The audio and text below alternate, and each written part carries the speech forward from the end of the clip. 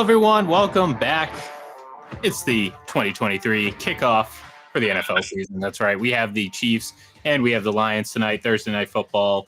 Was it 207 days or whatever the hell the count was? Something like that. I don't know who was counting, but we do have football tonight, and what should be a pretty exciting game. Although game one, and we're already dealing with a pretty significant absence for one of these teams, and well. Needless to say, it's an important part of my fantasy football team. So I'm pretty despondent today, Braden, to start the season because, well, last year, I actually got my first fantasy basketball win before I got a win in fantasy football. So it's certainly it's very important for me to get off to a pretty fast start this year. Yeah, it's crazy to see kind of how hectic this week has been, kind of all the excitement leading up to week one, and you still have some of these questions with holdouts. Of course, we'll see someone not in there tonight with Chris Jones, Brian Burns in Carolina is kind of another one. Thankfully for San Francisco, Nick Bosa got his deal, but all this excitement, and then there's still all these big name players that are possibly not going to be on the field this week, and with Travis Kelce, I mean.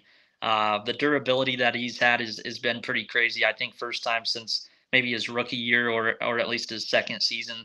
That was the last time that he missed a game due to injury. He did miss one, 2021 on the COVID list, but yeah, just very very durable player. But honestly, I think it's probably a smart decision with the long season ahead to probably rest him tonight, even if he was pushing to play. And this being, including playoffs, Patrick Mahomes' 95th career start is only the third time in those 95 starts that he will be playing without a all-pro weapon on his roster. Now, again, at the end of the day, a lot of that doesn't matter, but when it comes to fodder and arguments on Twitter, it certainly certainly adds to the conversation. But and more importantly, I mean, we're seeing obviously the Chiefs are at the top of the hill, 2 Super Bowls. They're reigning champions, that sort of thing. So they're going to be the quote unquote hunted in all of this. But I think we're seeing, any sort of team that seeks any sort of long-term success, especially in the NFL, especially with the salary cap. There are going to be hurdles to overcome, whether it's injuries, whether it's, having to sacrifice this player for, whatever reason. Again, the Chris Jones thing, it doesn't seem like they're too far off money-wise, but unfortunately for the Chiefs, they don't have a lot of money to spend right now. And Right. even if they could squeeze him in, is it necessarily going to be the best idea for this team moving forward? So this is a pretty interesting start or interesting situation that the Chiefs are in heading into this season. Obviously, like I said, they've won 2 Super Bowls in the last 4 years. But last year we saw Tyreek Hill leave. This year, obviously, you're starting the season with Travis Kelce a little bit banged up. This is a guy who led in receptions, targets, yards, touchdowns, pretty much everything last year. And he's also getting old, not like old, but like football old. And that is concerning because, I think you can attest more than most, but, the draft is a crapshoot and a lot of players get hype coming into their seasons, but it's harder than heck to unless you're the Steelers, who apparently just create wide receivers out of thin air and can draft remarkably well at that position. It's kind of a crapshoot. And you're kind of seeing that with what the Chiefs have kind of run through the last couple of years. I mean, Mecole Hardman was a big name for a little bit. He had a nice little flash in the pan. Obviously, he's moved on. There's a lot of hope going into Kadarius Toney, who, again, I mean, if he's out there and he's healthy, that's great. But I mean, it's like relying on Josh Gordon, and look, Chiefs fans know that just as well. So it's going to be interesting to see how this Chiefs team navigates this season with all those obstacles, on top of the fact that I I don't think they're. I'm not saying other teams are catching up to them, but I said this on FPC Radio Live. I thought the Chiefs came to power, so to speak, at the right time. They draft Patrick Mahomes. He takes over in 2018, which really 2018, obviously, and then Brady was still with the Patriots in 2019, but 2018 was really kind of the end of the Patriots run, looking back in retrospect, and there was a transition in the AFC, and all credit where credit's due, Kansas City pounced on that. And that's what they've been doing the last 5 years is essentially running the AFC. Well, now things are catching up to them a little bit. They have to be a little bit more prudent when navigating the salary cap and making personnel decisions. And then again, other teams, the Bills, the Bengals, the Steelers are a hot team this year. Jacksonville, all these teams are getting better. So I think that the path for Kansas City is going to get more difficult.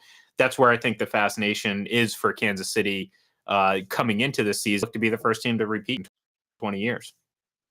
Yeah, and I think it's just the fascination of the unknown. I saw the list today. I think they're the seventh youngest team by average age right now, and really you're relying on a lot of unknown pieces and kind of premium spots. The secondary kind of got their workload last year. With the cornerbacks, Trent McDuffie was probably the one that stood out the most, even though he missed a good chunk of the season early last year.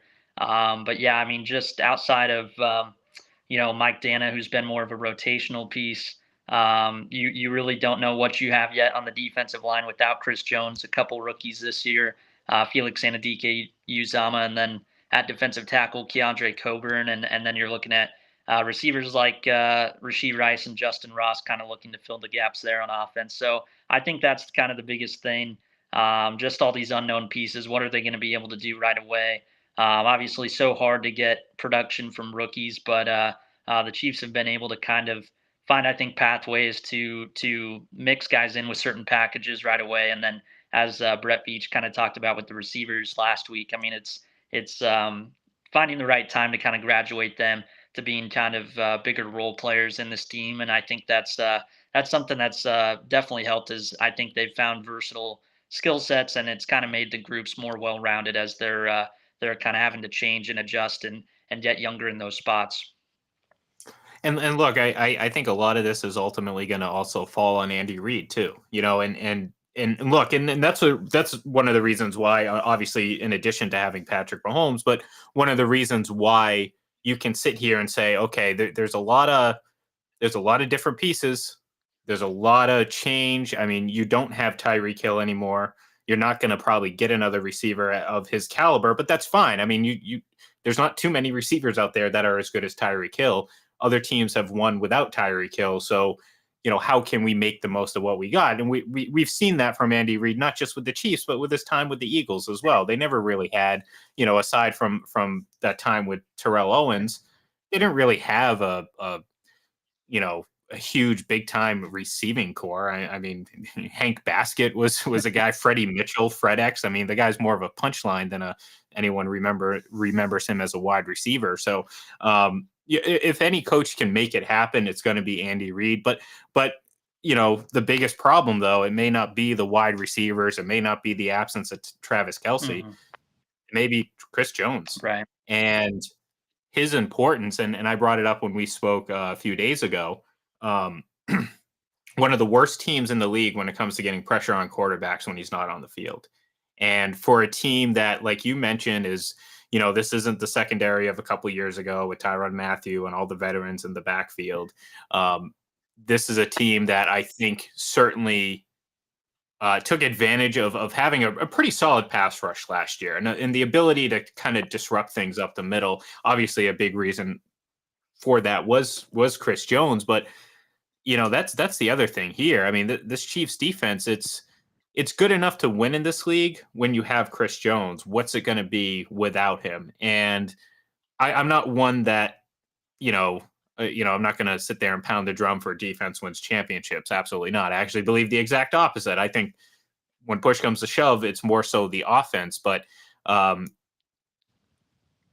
with I think a period of transition for this offense, I think you're going to need a little bit more from the defense early on, especially. And I'm I don't know. I mean, if you're Chris Jones, you're probably hoping that the Chiefs win 55-51, and Brett Veach is calling him, the second the game's over, or he's going up to his suite because I'm pretty sure he's going to be there tonight. He's going to go up to his suite and be like, "Hey, what do you want? Let's get you out on the field because we can't do that again next week." Because I'm not a big believer in the Lions, but if you're going to sit here and tell me that it's going to be a shootout, well, then all bets are off, and either team I think can walk away winning. And it's not going to be devastating for the Chiefs if they lost, but again, you don't want to start seasons out with loss. You never want to lose, of course, but especially if they get really beat up the middle,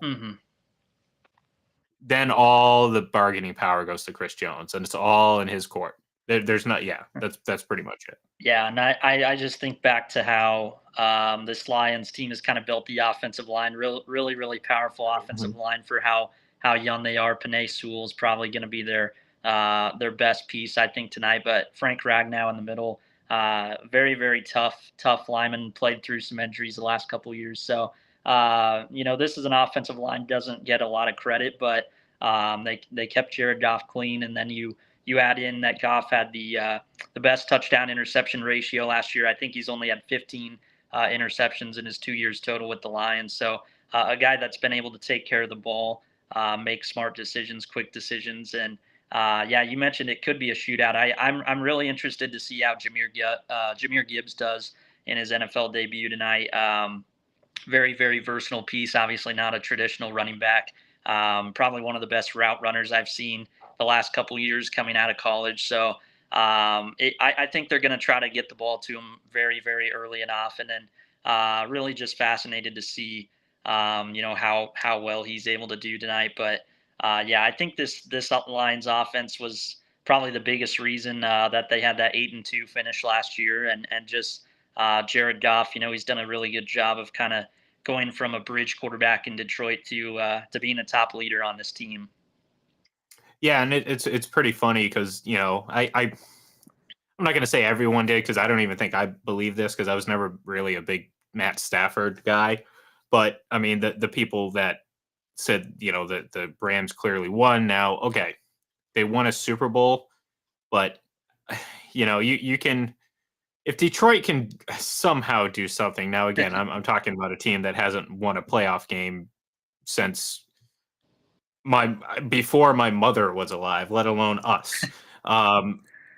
It's I don't know. It's a hard thing to judge because I think the Rams. I mean, the Rams. I think were an example of a team that I wouldn't call it luck, but they had a very slim margin of error. And I think they skirted that line to as far as you could possibly go in 2021. And they ended up winning a Super Bowl. So at the end of the day, the wheeling and dealing, the giving away of draft picks, the shelling out of massive contracts, you can sit back and say, well, they won a Super Bowl. Well, I can guarantee you they're not going to win more than 4 games this year, especially if Cooper Kupp is out for any sort of extended period of time.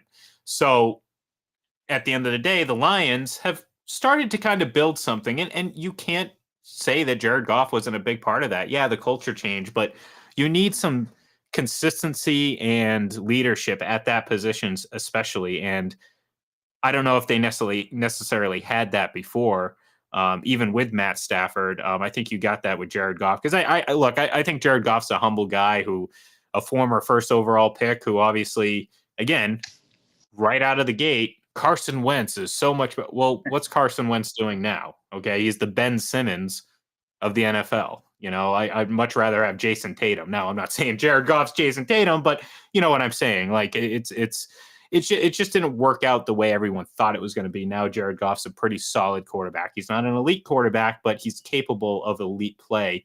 And I think much like Kansas City and much like San Francisco, the Detroit Lions utilize playmaking ability to the nth degree. And I think of all the teams in the NFL, those are the 3 teams that have the best consistent separation and create openness for their offensive players to make plays. And I think that's why you see a lot of lot of they're very good offenses. So that's what you're going to see. So, and again, that makes me believe that tonight's probably going to be a pretty high scoring affair if you think about it, because I think neither defense is necessarily great, especially the Chiefs without Chris Jones. And I think, it's the first game of the season. I think teams are going to be a little bit, maybe not as zipped up tight on defense. And yeah, we'll see. But I guess that brings me to my question. With Kelsey out, obviously, the question is who is going to step up, or who needs to step up for the Chiefs on offense? Because yeah, I mean, it's not the. I mean, people are making his wide receiver group look like they shouldn't even belong on a football field. I mean, there's some good players in that mix, but it's certainly not a game breaking group like it used to be. So who's got to step up? Who's got to make those extra couple plays that you're not quite expecting tonight? Yeah, I think it goes back to probably the guy that's received probably the most hype and taking the biggest jump this season out of that room, and it's probably Sky Moore for me. Primarily ran out of the slot when he did get some action last year. It wasn't a big workload, but I believe Patrick Mahomes over the last 3 years has kind of utilized the slot as far as pass attempts go more than any other quarterback. Is something I saw the other day. So I think Sky Moore is kind of a guy that.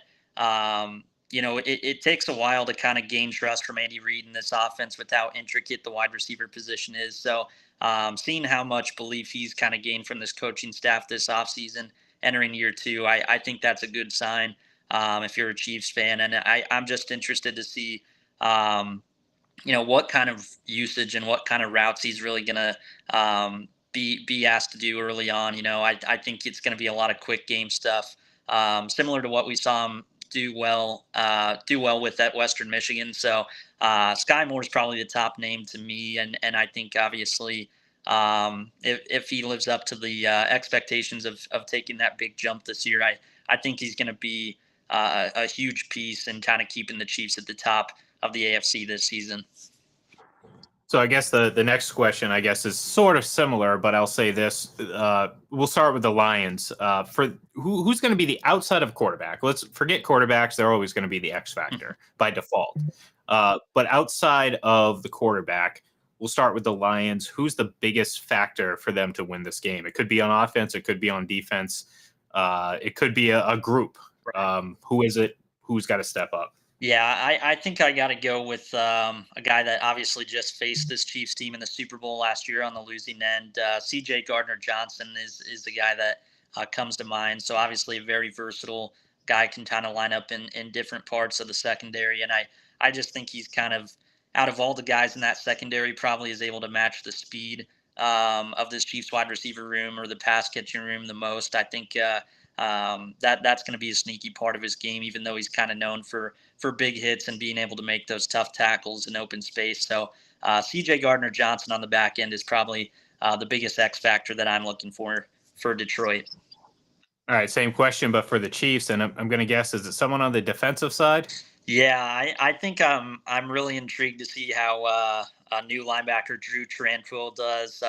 Kind of been used in the preseason again. Just kind of, you never know what you can take away from preseason, but I think just seeing his usage more as kind of just this rover and kind of positionless defender, so to speak. It's I think going to be an interesting matchup against this Lions offense. He has kind of the range, the spatial awareness that maybe they didn't have from somebody like a Nick Bolton. As good as Nick Bolton is, I think that game in space is something that he was lacking. So really excited to see what Drew Tranquil kind of looks like early on. And I think this is the kind of matchup that he kind of relishes in.